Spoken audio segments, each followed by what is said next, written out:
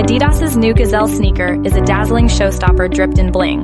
If your go-to sneaker is the famous Adidas Gazelle, you're in for a treat with the newest drop that's about to hit. Adidas is releasing a new Gazelle style with the Gazelle ADV sneaker on March 1st at 10 a.m. ET. This leathered-up Gazelle sneaker was designed in collaboration with the Montreal streetwear brand Dime.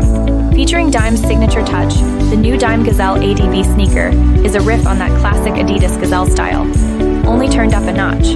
The Gazelle comes in two color options, black and maroon. But unlike its sister style, the sneaker has those recognizable 3 strips blinged out in silver metallic. It also features Dime's logo in silver and a rubber sole for traction. This twist on the fan-favorite Gazelle style is an unexpected drop from Adidas that we anticipated will sell out quickly. So you're not going to want to wait to grab the new Gazelle, so you can slip this showstopper on your feet. You can buy the new Adidas X Gazelle ADV sneaker for $110.